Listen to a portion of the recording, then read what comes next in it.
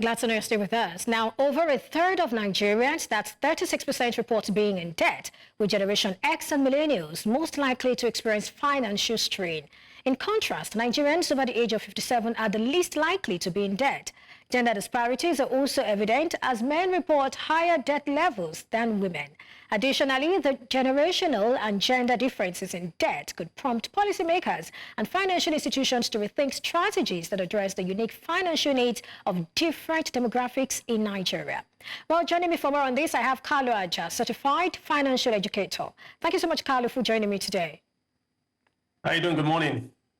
I'm very well, thank you. Well, this report says that over a third of Nigerians, that's 36% of them, report being in debt. And looking at this demographics now, we're seeing that Generation X and Millennials are most likely to experience financial strain. So talk to us. I mean, you might as well just begin by talking about who these people are. Who is Generation X? Who are the Millennials? And then if you think it's concerning that 36% of Nigerians are in debt. Well, those are American terms, but if you look at Gen X would be if you were born, say, 1960 to about 1990 in Nigerian terms. So those are the guys that enjoyed the oil boom and all that. Then from Generation Y would be from, say, I would say till 1995. So 1960 to 1960 to about 1989. And then from, say, 1989 to about 1995. Those are the two camps. So those are Nigerians that were born with the oil boom, have enjoyed that oil boom, have enjoyed that high standard of living, and then saw the Nigerian economy crash. So they are used to this high living.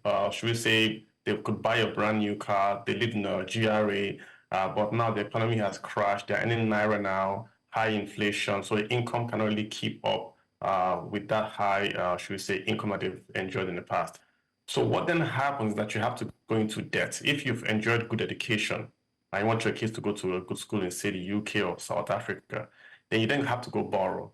Because when you borrow, that's your front-loading your income. So that borrowing to enjoy or to keep up to that same standard of living, of, say, education, of having healthcare abroad, you then find out the older generation, the X and the Y guys, are not the generation Z, but this middle class in Nigeria that used to be before, then have to borrow to maintain that standard of living that they've gotten used to when the good old days of Nigeria with the oil boom was still happening, yeah.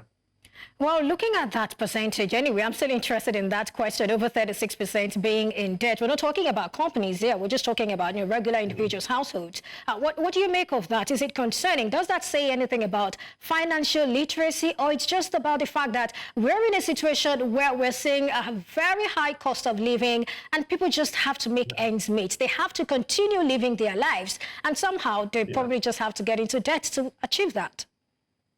True. I wish they had drilled that, because if that's that global figure, if you take a global figure, right, the younger you are, the more in debt you are, because you have lower income to buy assets.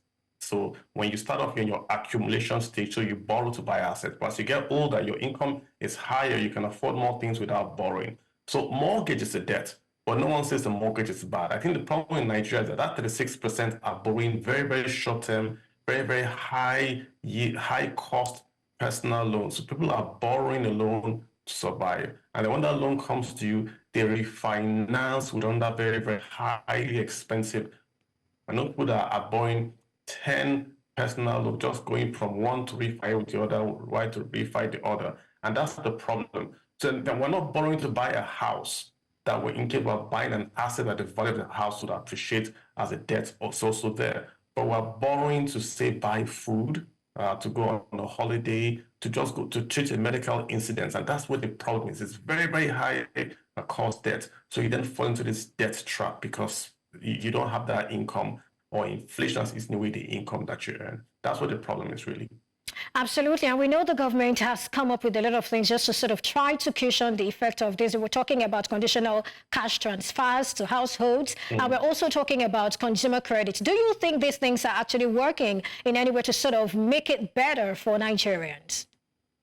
Not really. The conditional cash transfer is for the extreme poor, not for the middle class. It's just to stop you from dying from hunger. So it's 25,000 Naira is really for the extreme poor. The consumer lending that just started, it's a good scheme, but the amounts and the numbers are still too limited to make any impact. They're just at stage one. It's just the federal employees. It's less than 20,000, I think, combined that want to lend out funds to.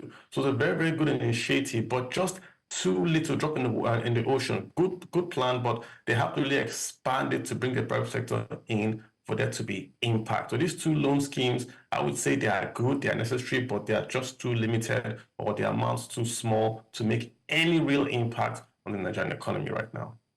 But really, is it possible for consumers to sort of manage better? I mean, because I'm asking myself, when you look at that report, it's talking about how that less people are able to save now. People are no longer able to save, even though initially about 69% of Nigerians would say, yeah, they save. But when you then begin to look at the numbers, we're seeing a reduction in the amount of savings. And if savings, I mean, if we're having a reduction in savings, then what happens to investments, But then talk to us, what do you think Nigerians can do at this point in time so they can probably have some breathing space? I think it's beyond the Nigerian consumer. The report basically says that 46% of Nigerians earn less than 100,000 naira. That's about $58. So if you don't really earn, it's difficult to save, especially when the largest expense is food. I mean, you've got to eat before you even talk about savings. So when we have a situation whereby a Nigerian middle-class family is facing about 40% food inflation, middle-class family. So even if they want to save, they know it's good to save, they can't. Energy is pulling them, food is pulling them. And savings is a habit. It's not just the amount, it's a habit. Once you earn income, you want to save. But the problem is you've got how you know a very, very low developed economy is how much they spend on food. The average spend on Nigeria is about 87% on food, average. So sorry, 67%. That's a lot of the disposable income going to just one, should we say, expense line. And that's what the problem is.